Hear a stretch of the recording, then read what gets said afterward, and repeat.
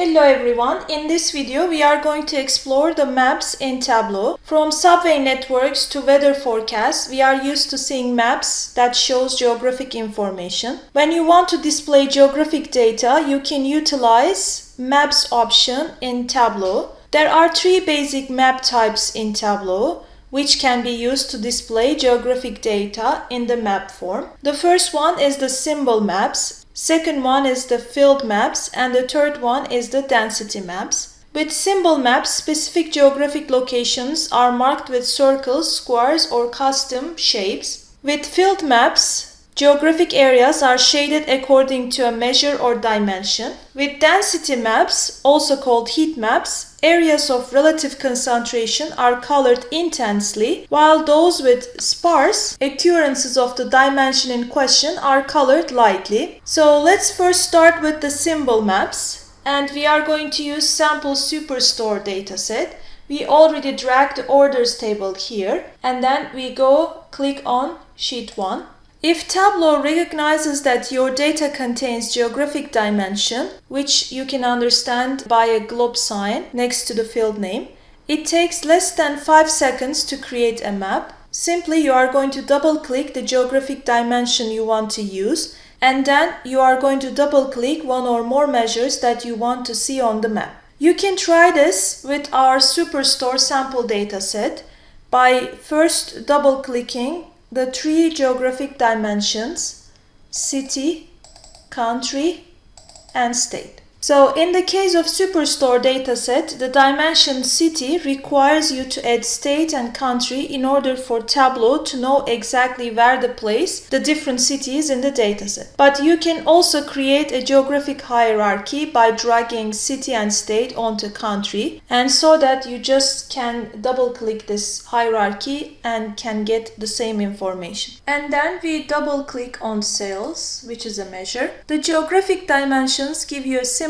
map showing the cities contained in the dataset, while sales is automatically added to the size on the marks card, meaning the size of the circle now reflects the sum of sales revenue coming from the different cities. If we double click on profit, which is another measure, Tableau adds this measure to color, and the circles are now shaded according to the sum of profits in the different cities. So this is how you create a symbol map. Next, I'm going to talk about field maps. Field maps that shade geographic areas in different colors can be created just as quickly as symbol maps. So first let's clean the vis and then double click a geographic dimension such as state. Note that to show all state, you also need the country dimension to the view. The dimension city that we use for symbol map would not work here, as there are no area outlines for cities saved in Tableau. Cities can only be shown as points on maps.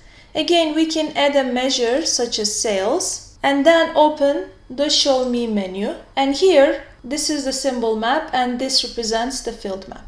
And finally, I want to show you the density maps. So let's first clean the vis. A density map or heat map groups occurrences of a dimension that are geographically close to each other and colors the area in a more intense tone than areas with more sparse distribution. To do this, we again click on city, state, and country, and then we choose sales as our measure. And now in order to show a density map, we are going to choose from the marks pane density option. So now on the screen you have a density map. So why this is helpful? Because if you just look at the symbol map, you may not understand or you may not interpret the high concentration of dots, especially for San Francisco area. But when you choose the density, you can easily see where the sales are highest. And now Southern California compared to further north in the Bay Area has much higher sales. And finally, I want to talk about map layers. Tableau maps consist of two components: background maps and the marks shown on the top. Tableau's default background map comes in three styles: light, normal, and dark. So you can change here from map, background map. As you see, it's light now, and this is normal. And you can switch to dark if you want. And you have other options such as streets, outdoors as well. So there is a map layers option.